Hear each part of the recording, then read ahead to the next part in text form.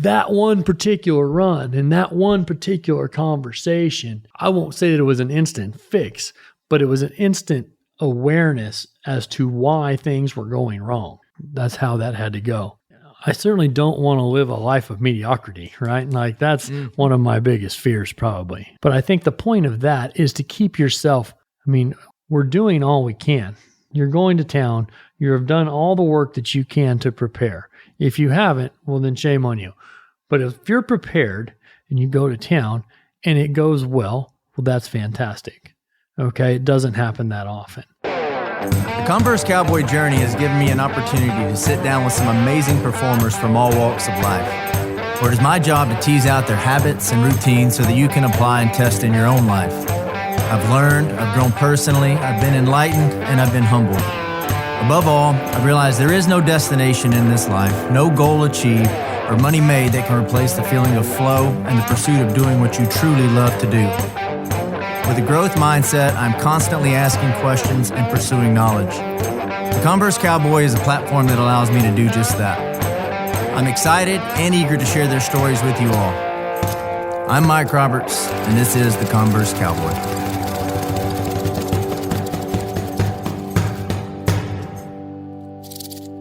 This episode is brought to you by Kimes Ranch and Kerry Kelley Bits and Spurs.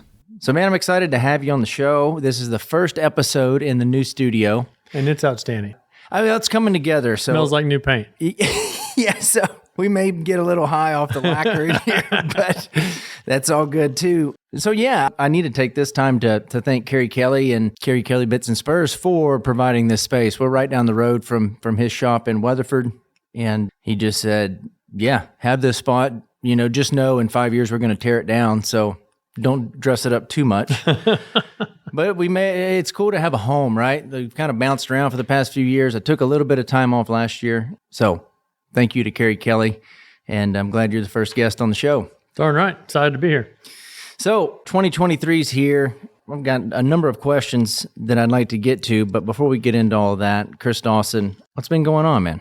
Well, like I was just talking, I'm glad that my daughter survived our pig excursion in a pasture this morning. And so, so it's a great day. It's a great day. We left and came back, and everybody's no worse for wear. Right on. So what are you getting ready to go show? I know the world's greatest is right around the corner. Yeah, we move in there. We've got the fence challenge there during the Fort Worth Stock Show on February 1st. People ought to check that out. That ought to be pretty cool. I think there's 50 horses or something, give or take, going down the fence. And that is also on the same night as the wild card round at the rodeo. Right on. So that'd be a real good day to go hang out at the stock show. Yeah, I think by the time this comes out, people will have already been to the stock show. Hope y'all enjoyed it. Do you want to give your speech now? Like your right, forecast victory speech? Yeah. Yeah. No, I envision JD Struxness getting out of the wild card round and going on to the semis. So, right on.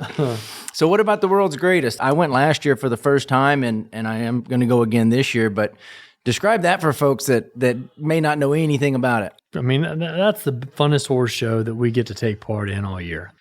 I tell people all the time, there ain't no better place to take a butt whooping than at the world's greatest horseman. It's outstanding. It is so much fun to be in that group of people and those quality horses and everything else. So to watch everybody go through 4 rounds on those bridle horses is just really remarkable. And it's so cool to be a part of it. And if you haven't been to see it, you got to go. Yeah. And like I say, if you're not huge into crowds, like usually I think it's on Thursday night, it'll be the steer stopping and the fence work. That's the best. And that's when I tell people to go.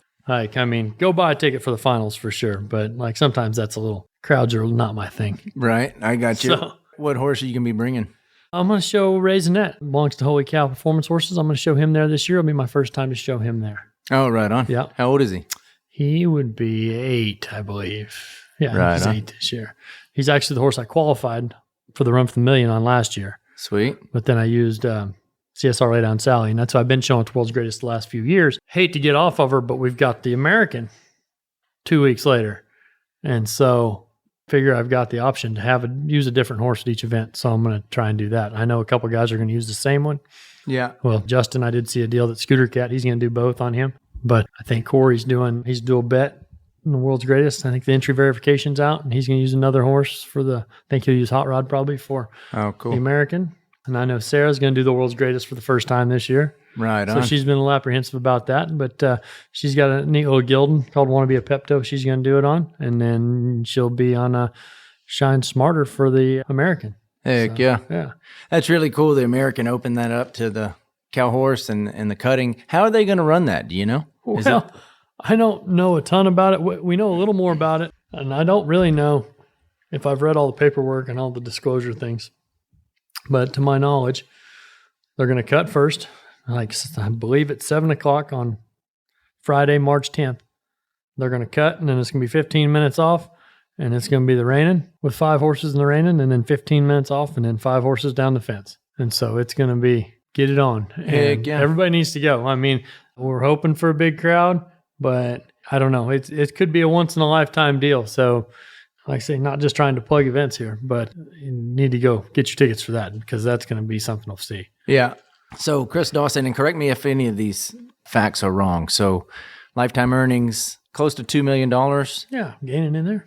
So, your wife, Sarah Dawson, $1 million earner as well. So, Dawson Performance Horses pushing close to $3 million. You know, we're talking about the American, all the cool things, the world's greatest, all of these events. Let's go back, though. Go back in time to that first paycheck you got, 2001. First paycheck in the NRCHA, anyway. I'm sure there were years of training that led up to that. And I read you said your goal was to earn $100,000 a year because that would make for a good living. And right. I agree with that still today. What has changed, if anything, with the checks that you earn today versus that first check? You know, I think 2001, first check, really. It's been a long time ago. Isn't that crazy to think about? 2001, 22 years So I still feel like a kid, right? I mean, I think it's funny when people like ask advice and stuff like that. I'm like, dude, why are you talking to me? But I don't know. I think we set out to have a goal, to have our own place. I mean, I remember, ever since I decided I was going to be a horse trainer, that was always the goal. Somebody asked me the other day, they come into the house and we're proud of our place we have there. It's nothing fancy, but it's very workable, and people always seem to comment highly about it. And like, did you ever think you'd have that? I'm like, well, yeah. I mean, I kind of burned the boats, right? I mean, that was the plan. So there was no backup plan. No, there was no backup plan, right? Yeah, I think the first couple of years, maybe that I worked for Todd, there was a backup plan.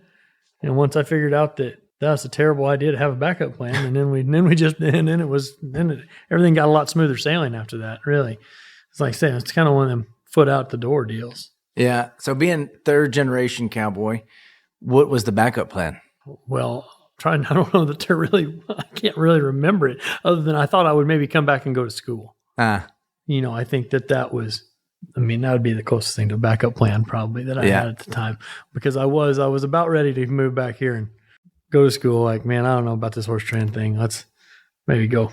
Maybe they're right. Maybe we need to get a real job. When did it click then? So when, I think when you're trying to choose your path, right? According to society, we should have this thing figured out by the time we're 18, which I think is ludicrous. All right. But, being young, being at Todd Crawford's place, trying to find your way, when did it click that you realized, okay, this is my path and I am good enough to do this for a living? Well, I don't know if I knew I was good enough, but I know the day I decided, I was at Todd's and I'd come back. My folks train Appaloosas. And so I'd come back for the App Nationals. It was my last year in the youth. There was a kid named Tyson Holt from Nebraska that I had roped with when I lived up there, and he's deaf. And he had just stayed local, and he was going to go to the Nationals that year. So he wanted me to rope with him. And so I asked Todd if I could take off a few days and go back and rope. I had this kid, and I was going to rope on some other stuff and this and that. Yep, no problem. So I go back there, and like I say, I'm 18, right at 18 years old, I guess. And I don't know, I was struggling at Todd's. This is my first year there. In what way? Well, I tell people this too. The first month you're there and, just being a complete peon, you're like, wait until they see what I can do, right? Then like the second month, it's like, I might not be quite as good as I thought I was. And the third month, it's like, pulling the ripcord, baby. Get out. This ain't for you. You need to get out of here. Yeah. It's one of those, the more you learn, you realize the less you know. Yes. And so I'm back there at this at the Appaloosa show roping and hanging out, and my mom's got a bunch of horses and stuff back there. And there's two guys that I run into back there, Shane Dowdy and Rob Foster. And these are both pleasure horse trainers. Rob is here, and his John Ryan ropes real good. And they're here in Brock. And Rob is a fantastic hand at any event he wants to do. And I always really looked up to both those guys. And I remember riding around there and Rob saying, man, if I could get around guys like Todd Crawford, I don't care if I had to clean stalls, you wouldn't be able to drive me out of there. And I think that, and I think Shane said something to the similar effect. And I think I made up my mind at that point that I wasn't going to quit, that nobody was going to run me out of this deal, and that I was tougher than that. And this is what I wanted to do. And this is what I'm going to do. And then there was no looking back after that, really. Yeah. Until I got fired. But you got fired from I've had two jobs in my life, Mike, and I have been fired from both of them. I think the term is unemployable. So I want to dig into that a little bit. So you leave Todd's, and I know you went to Carol Rose's after that. What was it that got you fired from Todd's place? Being sorry. Yeah, being a sorry little bastard, really. No, it was, that's the best I can say. I mean, like I say, seems like every time I bring any of that up, it just brings, I try to really look away from those things. Yeah. It's like, hang the old handkerchief over the rear view and go on. Because like I say, it was a big regret, because I wish I would have been better, because Todd's was such an excellent resource. And I wish that I probably would have been 4 years older when I went to work for him. And I think I would have gotten so much more out of it. And I think his and I relationship would have been so much better, because I think after I left there, we were very much estranged for 10 or 12 years. And then now I count him as one of my very best friends. And, we help each other in the herd, and, awesome. Call each other on the phone. And, I wouldn't want to do this without him. And I didn't enjoy doing it without him in the interim. Yeah. And like I say, I brought all that crap on myself, and I get it. I get it. You can always look back, even like probably now, and look back 6 months ago and think, oh, that was so stupid. Ugh. I know there's always more to learn, but I do that all the time, man. 6 months ago, it's like, what was I thinking? The key is to learn from it. Well, that's it. And not judge any of it for whoever I was at that time, but just observe it, make a mental note. That was a big fuck up. Don't do that again. Right. And move on. Yeah. Well, and I think it really, like I say, and this is where, everybody's going to screw up. Mm-hmm. And I tell the kids that come to work for me, you're going to screw up. I've never been fired. I've never fired anybody for screwing up. Fire people for lying about it, right? Like, that's it. I totally get it, man. I want to talk a little bit about that, because, none of the magazines do it. None of the highlight reels talk about failures. But you have a quote, and it says, victories and defeats are both temporary. You ought not put much stock into either one of them.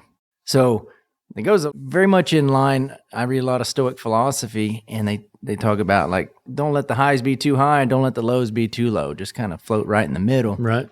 Which can almost, without awareness around that, it can almost lead to like an apathetic lifestyle if it's, you're not trying to be too high, but then it can also lead to ego if you're not trying to be too low. Right. But talk about some of that and how you handle some of the failures that have came your way, or maybe talk about a failure that had to happen in order for you to excel, in order for you to level up, in order for you to realize, like, oh shit, maybe I need to work on X a little bit more.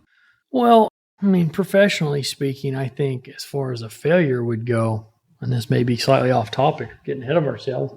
So I admit, I think the only finals I missed on Traveling Jones was the 4-year-old in Paso Robles. What year would that have been? That would have been in 2012. And I tried to take too much control of too many situations. And like I let myself get a little behind, and then I was trying to gain ground. And I think I think I missed a stop in the raining. He never missed a stop in the raining. And he missed a stop in the raining, and I was behind. And I still was within reach of making the finals, but I knew I needed to be a lot. So I went in there and tried to be a lot. And it was just the proverbial shit show. I mean, I'm like, this cow is trotting. I'm on the fastest horse I've ever been on in my life, and I can't circle it at a trot. I'm kicking, and I can't get there. I don't even, what is happening right now? So we get done there and I go talk to my man, Don Murphy, who is constantly getting me out of binds and cleaning up my messes. He's like, well, what are you doing? I'm like, I mean, what I'm doing, I'm trying to win.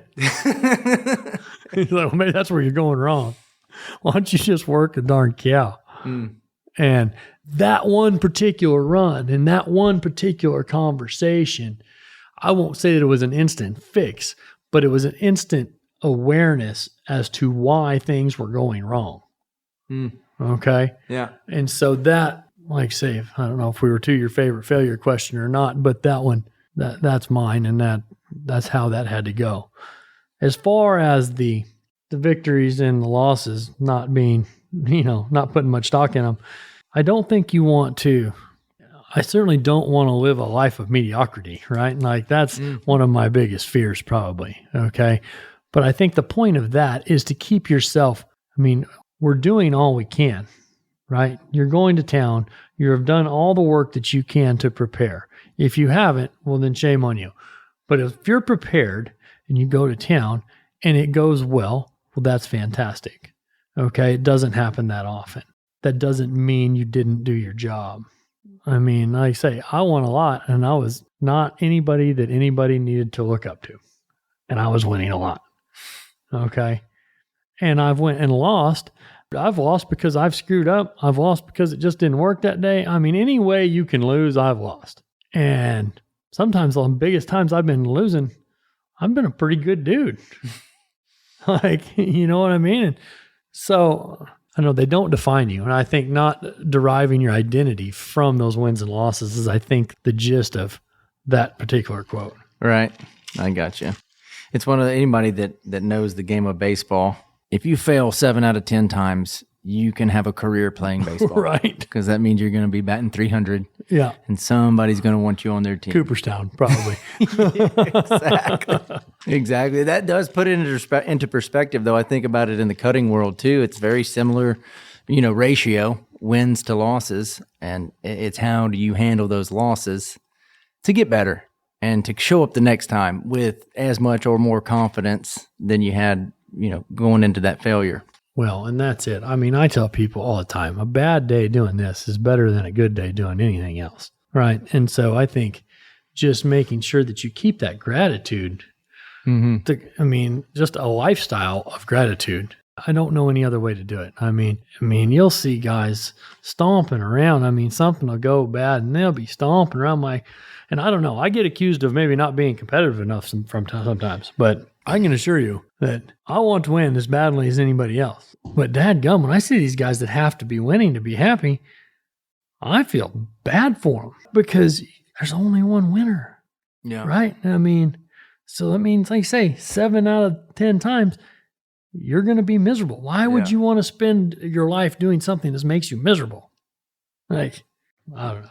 Yeah, and I think you see it like outside of competition, just in everyday life. That is something external. If you're hanging your hat on something external for your own happiness, you're setting yourself up for failure because it's never going to happen. Because guess what? You're going to get the thing that's external. You're going to get the win. And then at some point, that win's not going to be enough. And you're going to want more. And then more, and then more. And I'm not preaching to anybody. I'm damn sure guilty of this and still have to maintain awareness around it. Because, as an ambitious person, as a competitive person, you want to win. Who doesn't? You want people to like you. Who doesn't? But it's got, the happiness has got to come from within. And you mentioned gratitude, that to me is the closest thing that we have as humans to a superpower. Because truly, when you tap into that, nobody can fuck with you. Right. That give a shit meter you're talking about earlier, it doesn't matter. And that doesn't mean that you can go be an asshole and just be a piece of shit. If you're great, I'm grateful for being an asshole. No, It doesn't work that way. Right. But if you can truly be grateful for the good, the bad, the ugly, whatever it is that comes your way, whatever fate has in store for you. Yeah. You look at life through a different lens. Yeah. Completely changes. Completely changes. Yeah. even we say grace there sitting around the dinner table. I mean, I've started, thank you for our blessings that you bestow upon us, and thank you for the trials that you put in front of us. Oh, that's great. Right. I mean, because we learn more from them trials. I mean, just like when we're horse showing, I mean, like I say, there's wins and learns, right? Mm-hmm. I mean, you got to be taking something away from it now. And I don't know, you just got to, if you can't enjoy that process of it, I don't know why you're doing it.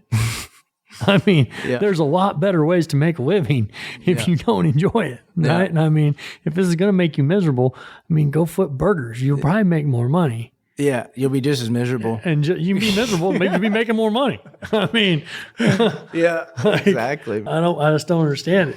We get to play a game. People pay us to play a game. I still am in awe of that every day, that I'm able to make a living by going out there and riding horses every day. Yeah, isn't that so cool? Yeah.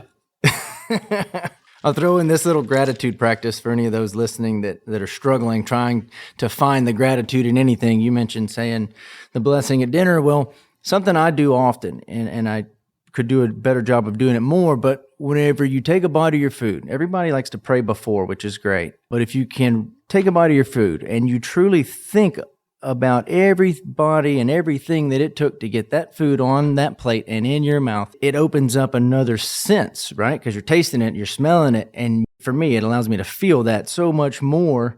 And I think about the farmer in the field that spent the year before harvesting that corn, and then the people that built those tractors for that guy to make that happen. And then the delivery driver that made that corn get to the grocery store manager and owner. And the list goes on. And it's like, holy fuck. You do have ADD. It's like, how long does it take you to eat dinner? Well, no, I just think about that like it's an instant, but it's like, holy fuck, man, how can I not be grateful for the food that I have in front of me? And what that does is it snaps me out of whatever negative thought I may be dwelling on, or, my girlfriend and I were talking just yesterday, and she said she was sitting in traffic and kind of letting herself have a bad day, and she got bad news about somebody dying, and she's like, holy shit, man, that person would be grateful to be sitting in this traffic listening to the music on my Bluetooth. And it's easy to forget. I'm gonna quit talking here, but it's easy to forget the things to be grateful for if we let the negative take over, you know. And so you're right, the ADD does get in my way a lot, but that is just one practice that cool. really lets it sink in. Sure. Talk about, so most every horse trainer that I have sat down with has that one horse that changed the trajectory or maybe accelerated the trajectory of their career. And for you, I would have to think that would be Travelin' Jones. Would you agree with that, or would you disagree with that? Well, I would definitely agree with that as far as, really put me on the map. Like say, if there was one horse, there was a horse before that maybe allowed me to get to him, right? Because without MH Moon in my blood, I don't know if my business survives long enough to get to Travelin' Jones, to be honest. And so that horse really taught me a lot about what a fence horse was supposed to feel like. And he taught me a lot about, having to get outside the box of maybe your conventional training methods to get that horse prepared in multiple events. And so that really would be one horse that, like I say, Travelin' Jones is the horse to the world that put me, it gave me some momentum. But that gelding of my mom's was he was a godsend for sure. That's interesting to hear, to have that insight. What was it though? What was some of the out of the box? He was a crazy little bastard, really.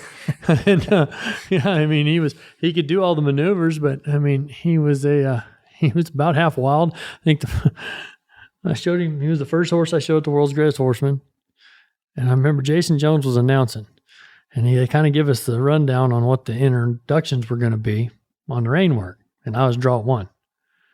And they were going to have these flag girls and fireworks. And I was like, shit. Not for me, there's not. No, sir. And he's like, well, what are you going to do? I'm like, well, you're going to call me on the phone. I'm going to have me a path clear to this door. But this horse cannot see no flags or fireworks and think I'm going to lope around circles. That is not happening, right?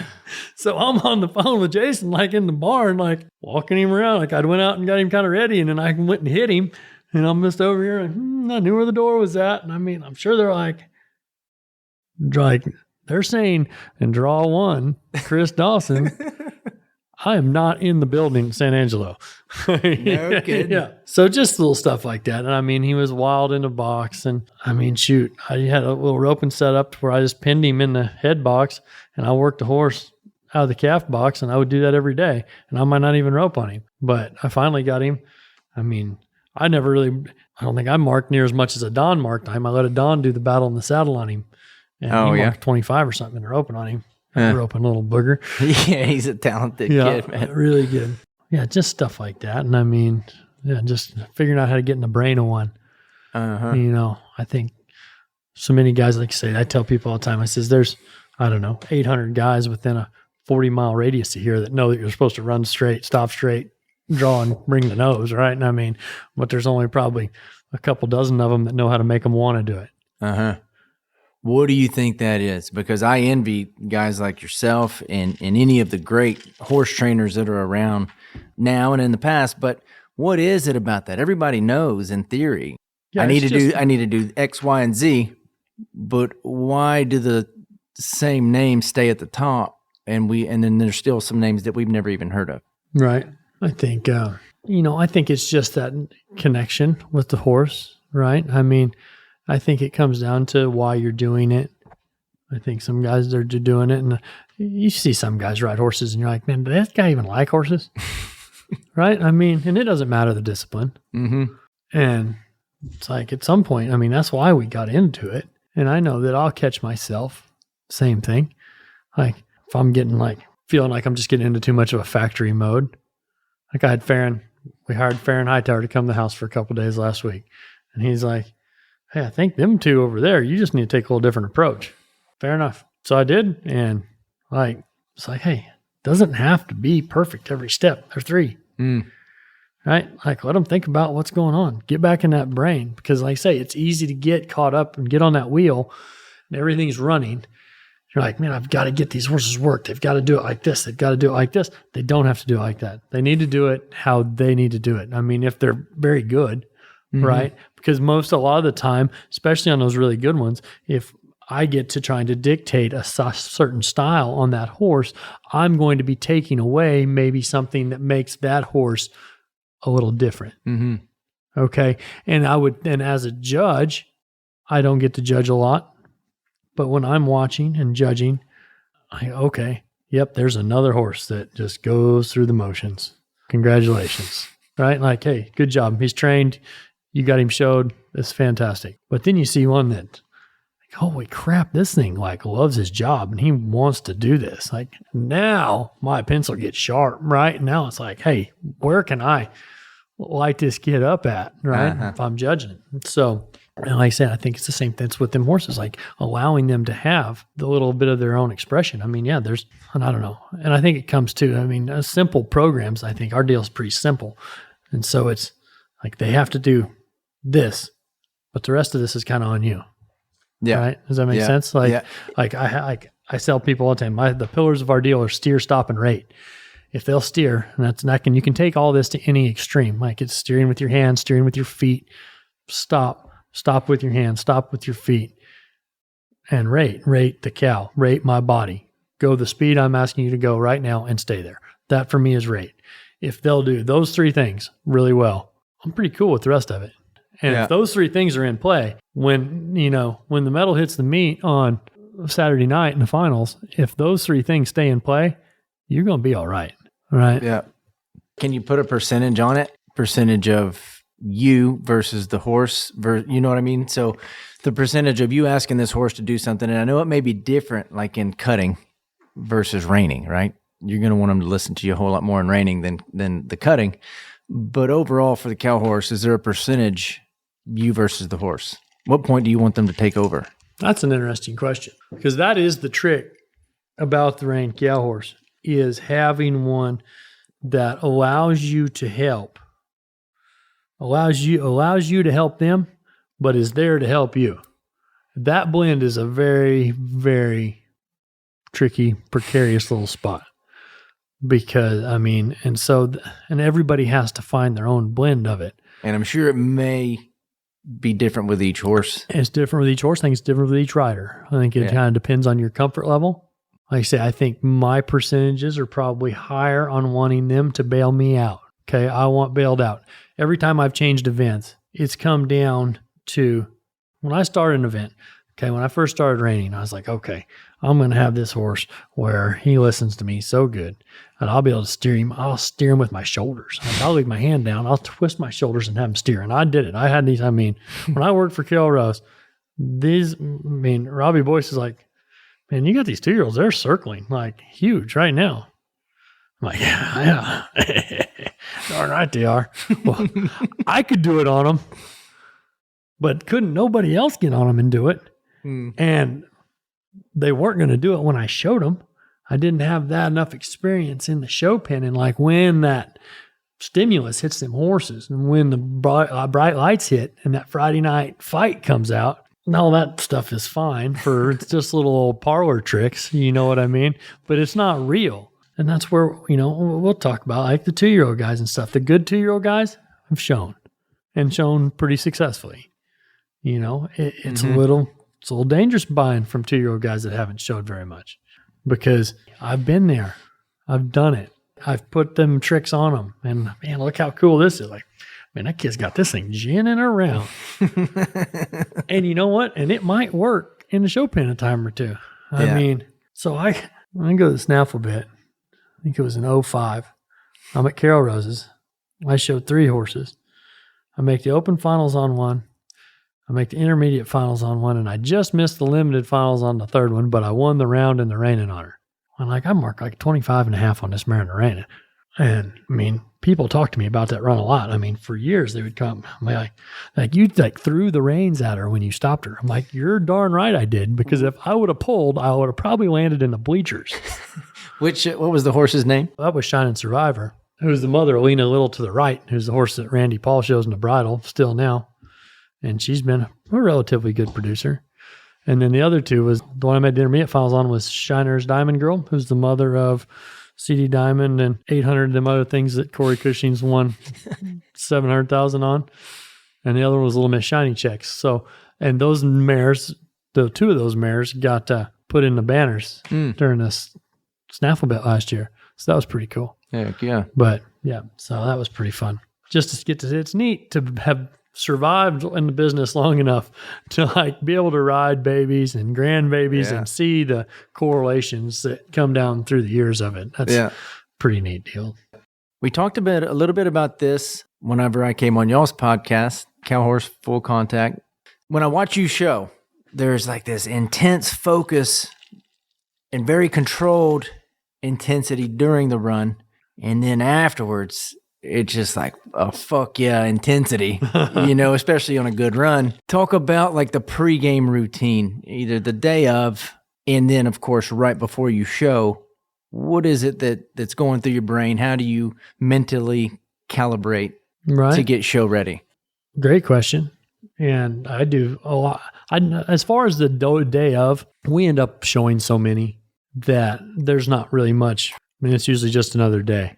What if we were to take like the snaffle bet? Well, because you can only, how many, 2 there? No, you can show all you want. Oh, really? Yeah. Oh, God, we're so damn busy. No kidding. Yeah. So it's not like the cutting. I had no idea. Yeah. No, you're running. Let's go with the world's greatest. You're going to bring 1 horse. Well, same deal though, because we got the derbies going on. And so you're showing, you might show 3 or 4 derby horses that morning, and then the herd for the world's greatest is that evening. And so those events are tricky though. So I will say this, with the Run for the Million, that is a tricky situation because you get up and you go like work your horse in the morning, and then they've got you scheduled for appearances through the day. Mm-hmm. And you're signing autographs, and it's most of it's pretty manufactured, feels like. It's just like why is my mother-in-law coming back through this line for a 4th time making us sign things? It wasn't quite that bad this year, but for the first year, it was about 8 ladies that just kept making laps, trying to make it look like people should come by and get our autograph. Oh, slightly awkward. Yeah. And so, but those days are really strange because then you get done with that and say it's 3:30 and we're going to show at 5. And it's like, you're just kind of standing around, right? And you don't really have many horses with you and there's not any place to ride them because so those days are funny. I don't know. I would have a better answer for you for that, I would say, if we did that very often. But yeah, as far as typically speaking, the horse show, my pre-show is going to come in there depending on the event, within the hour that I'm going to show. Right. So, and then it's all going to be very horse by horse. It's going to vary if it's a 2-event class I'm getting ready for where we're going to rein and then go down the fence right after versus if we're just reining or if we're just going down the fence. Like there's so many variables in our deal, which is good for, you would love it because like it keeps the wheels turning, right? And like you don't ever get. Yeah. But as far as getting ready to go in the pen, it's a lot of, for me, just getting real settled. Like, and I'll be pretty loose. Like I'll be visiting with people, but I want to feel loose. I want to know where all my extremities are at. My wife makes fun of me because I read a book called Yoga for Busy People, and I'm the least flexible person on the planet. But it's just a lot about the centering and the breathing and the, just being aware of your extremities. I do a little dexterity exercise with my fingers. And that works to bring me, and it brings me down, right? Because you'll get a little up. I mean, if you're up, it'll bring you down. On the rare occasions, you'll catch yourself down, right? To where you're just kind of riding around like you almost feel like you're at a weekend show or you're just a pre-work or something and like it doesn't matter. And you're like, wait a minute, I'm about to go in here and show for money. I think I was in Las Vegas last year. I don't even remember which horse show it was. I'm not even sure which horse I was on. But I'm like, I'm way too relaxed right now. Like, what in the world am I going to do here? And so I just went through and kind of did the same thing I do to bring myself down.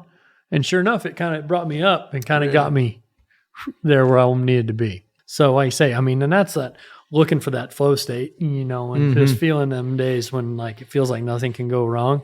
Those are the days, right? And like, it was funny. I was talking to a gal. We were working on some visualization skills the other night. And she's like, okay, go to a real peaceful place and this and that. And I start out and I'm thinking to myself, like, where would be a peaceful place? And I'm like, all right, well, yeah, like out gathering cows or whatever, hey, sun up and riding out in the field and just kind of gathering around some cows. Like, yeah. But then this thing kept jumping into my head. Like I had a pre-futurity a few years ago and I don't know, I showed like 6 or 7 at this pre-futurity. And like saying they're young, it doesn't matter. We're not there to really try and win anything, win something great. But I'm rolling these things in this fence work, and it's just one of those days, right? I mean, where it's just you're just about half dancing. You're just loose, and like the horses are holding the cow. It's like what that cow's going to do before he does it, and it's just it's like poetry all night. That's awesome. And it's like.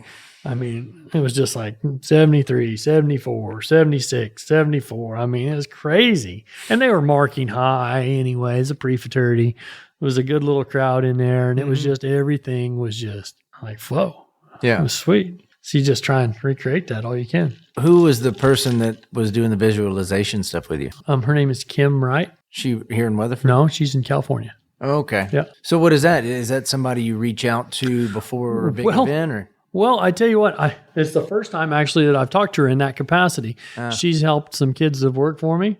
She's actually going to start a little initiative trying just to bring mental skills awareness to youth, to young people, whether in the horse business or not, and just to let them know like some stuff about brain health and some stuff about, hey, like how to control your darn brain and emotions a little bit, right? Because I told her, I says, I learned a lot of stuff. I mean, I read books. I did lots of work on myself because I felt the lack of control. And like saying, but I tell people it's shocking. Like, but then when I was a young person and a youth, I didn't even realize I was losing control, right? And like just to have known about it, like my folks didn't really do any of that stuff, and nobody I knew did any of that stuff. And like, it was weird if you talked about stuff like that. Yeah, you don't talk about it. You just push it down and. Right. Well, what good does that do anybody? Quote. Exactly. Well, right. I mean, yeah. be a man, get your ass whipped over there. Exactly. I mean, like learn how to win. Like how hungry do you get? Like, right? But it's all ego, right? Yeah. Is the only thing that does that. I mean, and it's the same thing. And I don't know. You talk about it a lot. I talk about it a lot. That ego, that guy sucks. Yeah, he does. But it's cool. And you see it in every professional sport now, mental skills coaches and sports psychologists. That is a thing. It's cool to hear she's doing that with the youth, because I think that is important to be able to talk about it. And not like I see this going on in our culture today, with the people want to blame the mental health. And I'm going to try to be very careful with my words here, because I don't want to overstep my, any boundary. But I think of mental health no different as our physical health. For that 300-pound guy sitting on the couch eating Twinkies and pizza and drinking beer and smoking cigarettes, well, like you're kind of doing it to yourself. Like you're not really, you could go run. You could maybe make a better choice on what you're going to eat. I look at a lot of mental health as the same way. Like you've got to put in the work to reap the benefits of expanding your awareness. Why do I feel this way? Why do I have this anxiety, this depression? And I understand some of it is clinically diagnosed. You're born with it. I'm not talking about those people. I'm talking about the people that just want to blame the anxiety, just negative. Like, how much work are you doing Right. to overcome that? No, absolutely. And it's easy. It's easy to get negative. Well, yeah, that's the default. It's default. Hey, I'm going to tell you what, this is why I agreed to do that podcast, because I didn't trust anybody else. I knew that they were going to do it, and I did not want to do it, but I didn't trust anybody else to do it because I was afraid. And I'll catch it. Like, we get to talking to guys, and man, things will spiral. You hit that negative spiral, and it's bad news. Like, and you hear it a lot. Like, it's, When you say, what do you go back, when you said you didn't want to do a podcast, is it just in general? no, yeah. Well, when Ben asked me to do the Cowhorse Full Contact, Oh, I see. To start the whole thing. start the whole thing. And I was Yeah. like, I can't think of anything worse right, than standing here, because I don't know anything about podcasts at the time. I mean, Yeah. I think I'd done one interview for one podcast, and that was it. And the next podcast I was on, I was hosting. Yeah, that's So, interesting. And the next podcast I heard, I was hosting, as a matter of fact. And so, yeah. And I think we started about the same time. Was it 2020? Mm-hmm. An interesting fact I read the other day, of the podcasts that started in 2020, 80% of those have stopped, like Really? no longer exist, because it's fucking hard. Like to your point, like it is hard to do that, to show up to.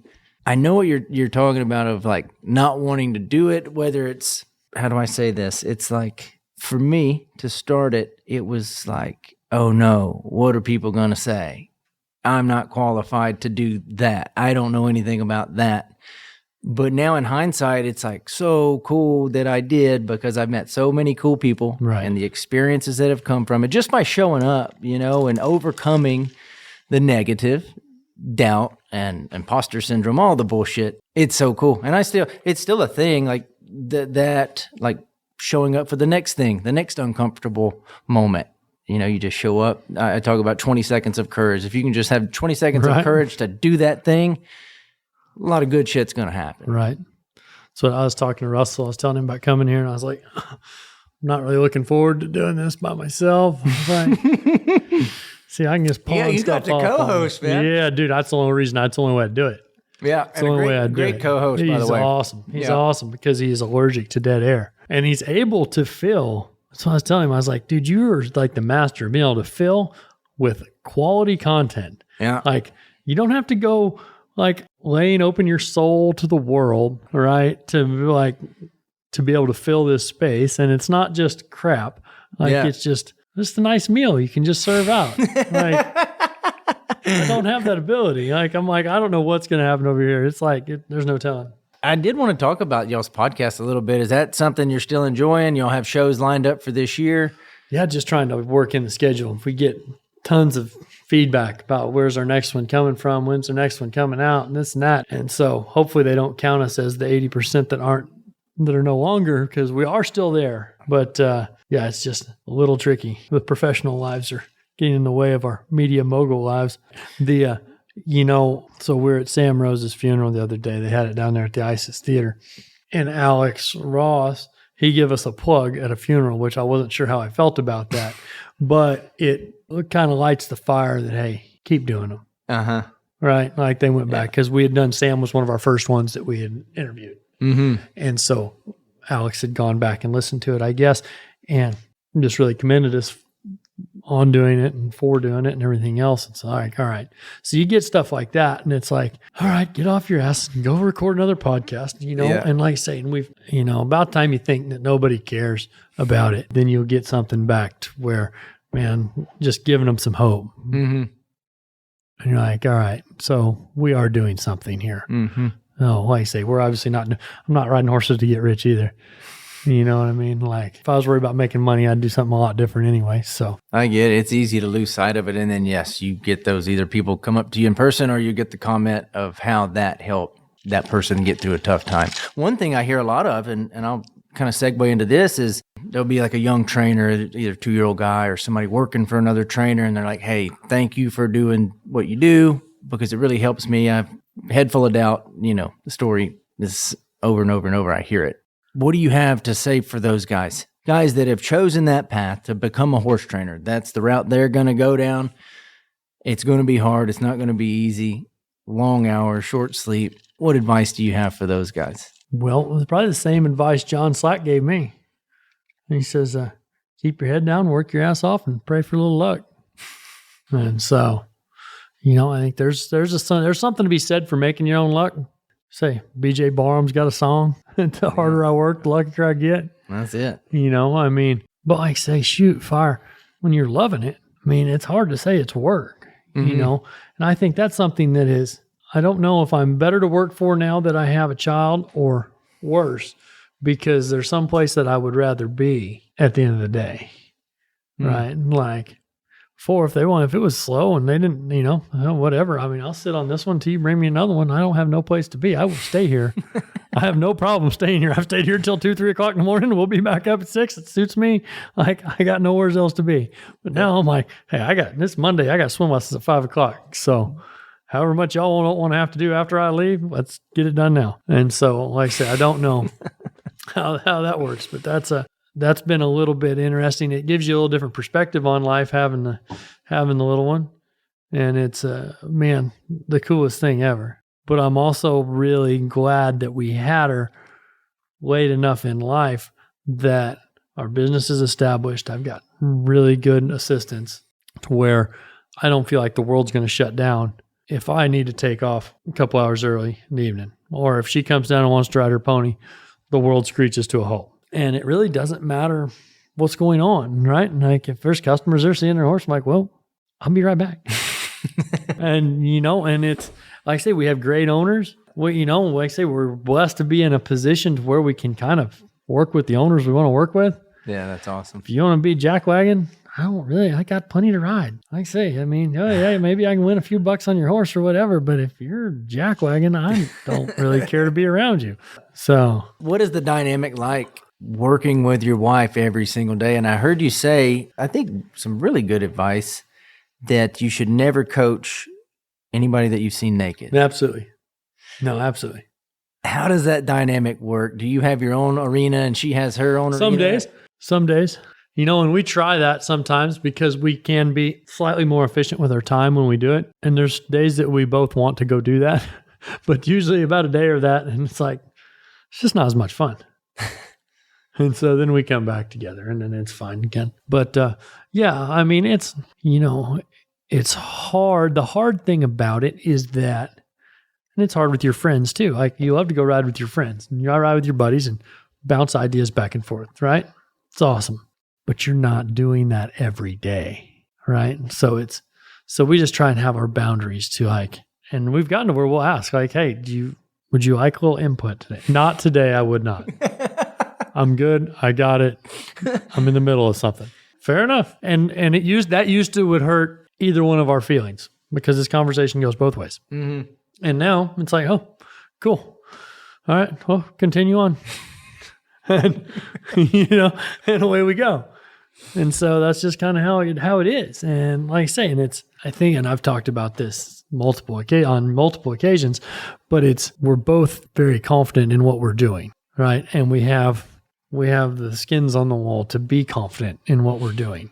And so, hey, how she's going to do it's not how I'm going to do it. How I'm going to do it's not how she's going to do it. It is always nice to have that set of eyes behind you. Like, hey, this is what I'm feeling. Does it look like I'm venturing in that direction of solving this problem or not? Yeah. And then she's like, no, you're making it worse. And then I get mad. But she's probably right. What are y'all taking this year? What snaffle bitters do you have? It's early. Yeah, but you have to have some picked out, though, yeah? Yeah, no, we've done our draft. I think we've gotten 4 or 5 piece, something like that. Uh-huh. Yeah. Right on. Yeah, I think there's some nice horses in there. We'll Cool. see. That's a very evasive, I don't want to piss off any owner answer, Well, I feel like. Well, it's just a pretty standard fraternity horse training answer. I mean, That too, yeah. we enjoy riding them. And at this point, and as long as you enjoy riding them, you're in good shape. There you go. And that's my advice to out there too. And Corey Cushing gave it to me. He says, if you don't like riding them now, you're not going to like riding them better in the summertime. Like they might be broker, but you're not going to like them better. So if you're not digging them right now, depending on your economic situation, maybe they need to go home. How do you handle that, especially early on with the customers having to cull some? You know, what's funny is you get the people that'll send you a horse and they'll tell you, now, son, don't be wasting my money. And I've kind of got to where I'm like, well, sir, don't be wasting my time. Like, because I'm a lot more concerned about my time than your money. I'm more concerned about my time than my money. And it's always those that are like, no, I don't want to mess around with something that ain't going to work. And they're always the ones that you call them up and be like, hey, we're 30, 60 days. And I'm like, man, I don't think this is going to be, depending on what your goals are, I don't think it's going to fit. Oh, just ride him another couple months. Jeez Louise. Yeah, what happened to that guy? What happened to that guy that didn't want me to waste his money? But I think a lot of it comes down to, we try to have a lot of conversations early on with what their goals are. Okay. If they're sending a colt to start, what are our goals? Is this horse, are we interested in only having an open fraternity horse? Because if that's the case, that doesn't take me long, right? To be honest, I mean, like those no's come out pretty fast. Like if you're wanting, hey, I want this to be something special. You got a pretty good idea 60 days, 60, 90 days in. I mean, I could be wrong. Yes, I tell them, I says no is easy. And yes can turn into no at any time. But like I say, if it's something to where, hey, we raised it or we want to, train it up, make it as good as it can be, find a niche for it. Maybe it goes on to rope. Maybe it can make it to snaffle bit fraternity. Maybe it can be a level 1 horse at snaffle bit fraternity. Maybe it can be a non-pro horse. But it's funny when you spin it around on them and say, well, what are your goals? And they're like, well, what do you mean? We want to win. I'm like, well, where and what event and at what age and with what jockey? And, and I'm like, these are the things I need to know. Sometimes you just send them a video and you don't say anything. You just send them a video. And if they're like, man, that looks fantastic. And you're thinking, that wasn't very good. Mm-hmm. You're like, all right, so we'll train this one up and it can go be a rope horse or whatever, right? Because like I say, I think I'm proud of our foundation that they are able to go on and do different events. Right. Right. And I'm proud of our industry that I feel like as an industry, I think the reined cow horses are easier to take and go any direction with. And not anything against anybody else. It's just that they're exposed to so much stuff, right? They got to run. They've got to handle their emotions in so many different ways that it's not that big a stretch for them to go handle themselves in the box and the roping, right? It's not that big a stretch if you want to go mounted shooting on them or, they're, the team sorting. I mean, just it always has concerned me as to where the horses go that you don't see again, right? Like what happened to those? And so it's nice to feel like that they at least have an option to go have a good life somewhere. Yeah, exactly. I didn't know much about, this whole world or the cutting or reining, how, having the customer trainer relationship. But I very quickly realized not only do you have to be a very good hand with a horse, you got to know horsemanship, you got to be able to win, but you're also, I think, more so in the hospitality business. Absolutely. And I don't know that many people realize, all of the behind the scenes, all the bullshit that trainers have to deal with. And that's not I'm not prompting you to go down that road. That was my own observation. No, that's it. And like I say, I mean, I think in a perfect world, a guy would just ride his own horses if we could afford it, to be perfectly honest, but we can't. And so, like I say, Robert Chown told me one time, he says, we're not arguing about what we are, just how much we cost. And so, so like I say, once you kind of get to a place where you can kind of pick and choose who you work for, then it's better. Yeah, exactly.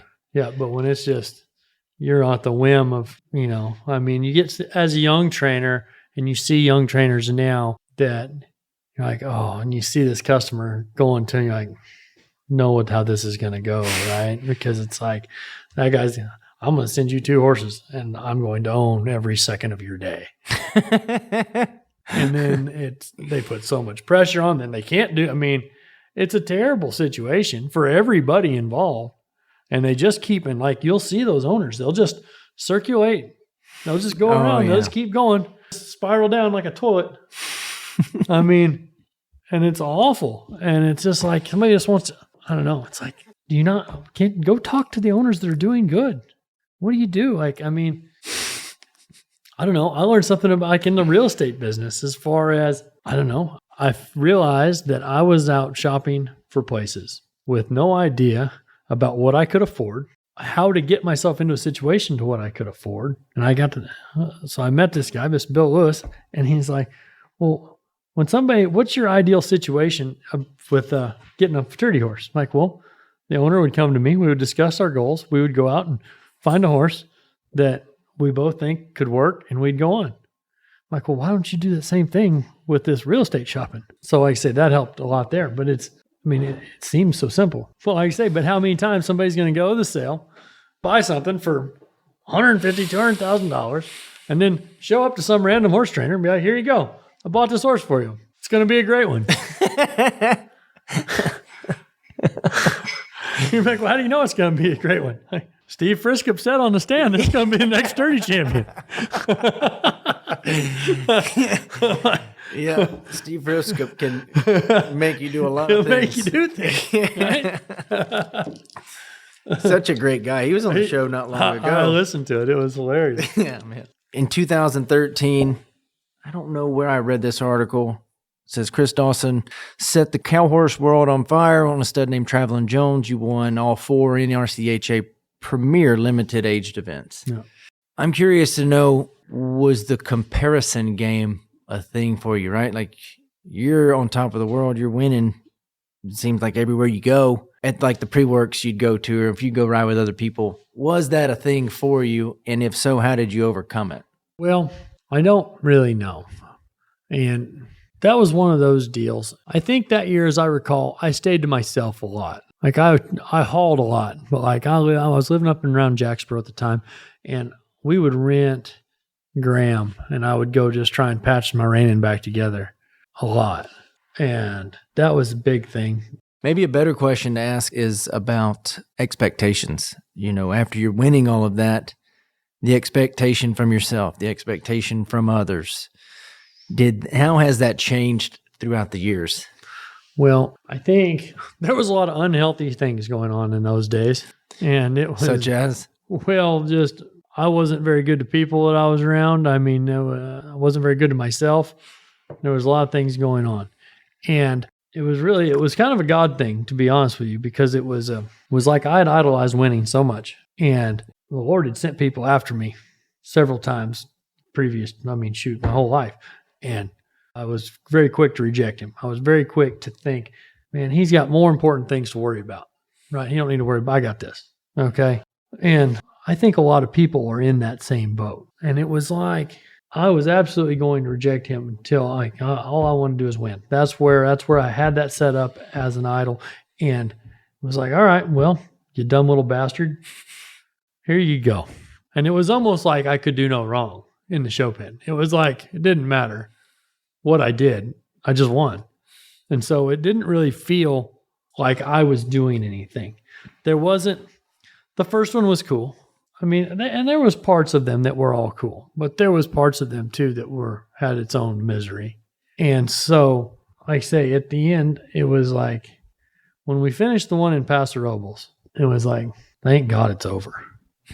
Like that one was cool because that was the hard one. That was the only one that I really felt pressured up, that I felt like I ended up like saying it was, that one I felt a little pressure for it. From who? From yourself? From myself. Yeah. Yeah. Just because, like I say, can you do it? Can you do it? Oh, and you do one more. Yeah. Right. There's one more to do. And to get that one pulled off was pretty cool. But as soon as it was over, it was gone. I mean, I would say I haven't done near as many drugs in the world as people think I have. And so, but it's like you have that first drink and you get drunk. Well, then it takes a little more and it takes a little more. And same thing with the winning. Mm-hmm. Like that first win, man, this is awesome. Yeah. Then the second one, it's like, man, that's fun. And the third one, by the fourth one, it's like, man, that was great. And we're over. Like, who cares? Nobody cares. Nobody cares. What about that next year when you came back? Was I it like couldn't beat my way out of a wet paper bag. I don't think I drew a check. I don't think I drew a check at a major event. I ended up being second at the snaffle bit. Thank God. Because I don't think I drew a check the whole year. Why do you think that is? Well, those horses aged out. Yeah, those horses aged out. The other, my good Derby horse, I'd sold. And so it was kind of a whole nother set of horses. And so you're not any better than what you're on. And like I say, and at that point, I changed a lot of things in my life right then because I had kept a lot of things the same. They say you got to respect a heater. And so it's kind of like not changing your underwear or whatever, right? And well, when that heater was over, I was like, burn the underwear. Like everything's changing. And so a lot of things changed. And that was a magical time, but it was a huge time of growth for all parties involved too, I think. And I think everybody is so much happier now than they were. And what was it that changed? Well, like I say, it was like a God thing, right? I mean, it was like, here you go. You want to win. And like I say, and we did, and we won, and it was like, this sucks. And so it was like, you know what? I don't care if I win anything ever again. Like, I got to get myself right. I got to get myself right with the Lord. I got to walk me a little better path. I need to be a better person. I need to be a better role model. I just need to live better. And if that means I don't win as much, then so be it. And shifting the focus. Yeah. Right. And it all came back around and it's been fine. I mean, we ain't had another year like that, but I don't know if my liver can handle it. Oh, let's see here. I don't want to be redundant, but there's some things I always walk away. I don't know if you're like this on y'all's podcast, but I always walk away like when I leave here 10 minutes down the road, I'm like, God dang, I should have asked this. I could have asked that. Even though I do the prep, there's something. And that's the thing I've learned is like, I'm not going to catch everything. We can't cover Chris Dawson's entire life portfolio in an hour. Yeah, we try to do it on ours. We can't even do it in 6 hours. Yeah. Okay. So another quote that you said, I'd rather be known as a horseman and let the winning take care of itself. I said some profound things. You did. You did. Yeah, no, that's it. That's it. I mean, that's exactly it, I think. Because I say, let's go do our job. Our job is not to win. Okay. I mean, our job is to make them better, is to present that horse in the best fashion that we can.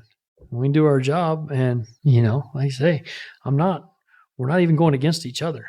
Right. Mm-hmm. It's so much like golf, right? Because it's you against the course, it's you against the cows, it's you against the pattern, and I think that's what there again makes the cow horse. Like say you have all three events, like there's a lot of crap going on out there. There's a lot to go wrong. Mm-hmm.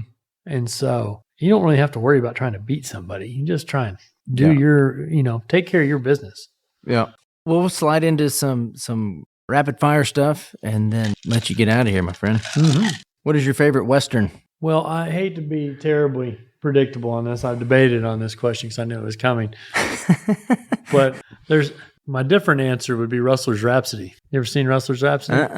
I never even heard that answer. Really? Well, it was when me and my dad watched a lot when I was little, and it's Tom Berenger, and it's kind of a little spoofy spaghetti Western type deal. I mean, I don't know. I guess not spaghetti Western, but it's just a spoofy little.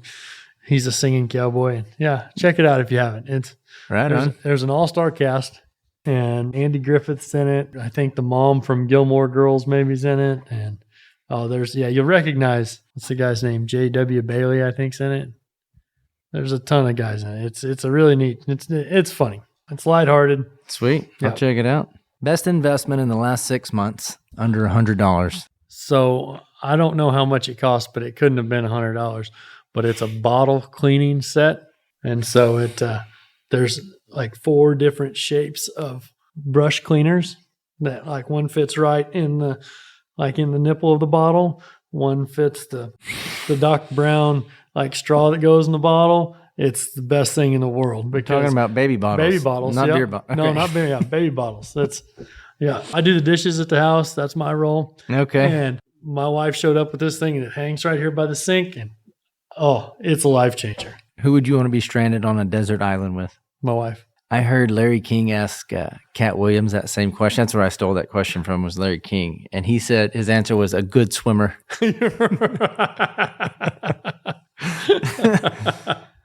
What was the last thing you Googled?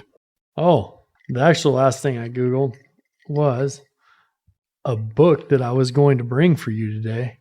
And I was just making sure I had the title of it right, because I have a stack of them in my house. But the thing that I had Googled before that was, why didn't Cinderella's shoe vanish?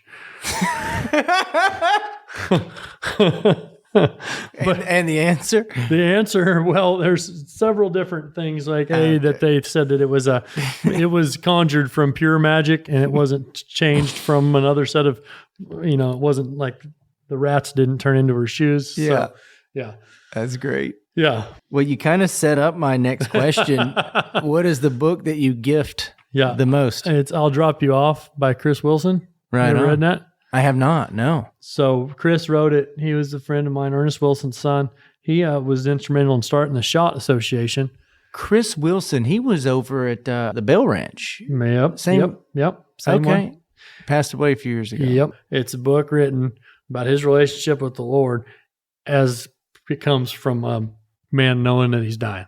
Dang. And so a friend of mine gave it to me. I didn't even realize they were friends. One of my best friends lives in Ohio, is a pleasure horse trainer. Him and Chris had gone to school together. So they knew each other. And then Chris and I had known each other. And so and then he'd sent me this book. And then, yeah. Right on. Yeah. So. Right on. Yeah. Yeah. I'll drop you off. I'll check it out.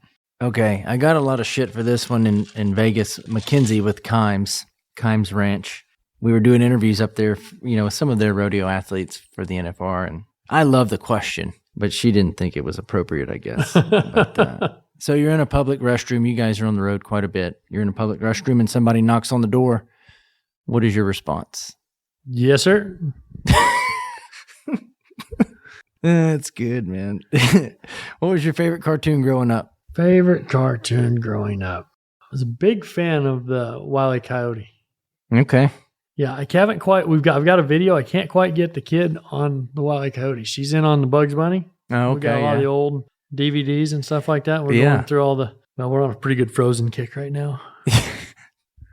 Yeah, you should see her. She just sits in her diaper on her rocking horse and let it go, let it. Yeah, that's awesome. Yeah. So yeah, I'm anything Disney you want to know, I'm your man. That's great, man. All right, dude. Last question. If you could have a billboard, metaphorically speaking, to get a message out to millions of people, what does your message say? I've thought about this, and there's lots of things that come down to 3 words, right? I mean, you got God is good, you got less is more, you got live with love. I mean, all this. But if I was going to put it on the billboard, it's something that my mom told me a long, long time ago. And I don't know that it maybe didn't hinder me in some parts of my life, but the 3 most important words she told me when I was in about the 3rd grade was "and then some." And so, so like I say, when you think of that, then it's like, well, God is great, and then some. Live with love, and then some, And so you just can tag it and to whatever. Do what's expected of you, and then some. I love it. Be a great husband, and then some. Prepare to win, and then some. I love it, man. So. I love it. Chris Dawson, thank you for coming on the show, my friend. Kerry Kelley, Bits and Spurs, thank you for the studio. And, man, we wish you the best of luck for 2023. Thanks, sir. You as well.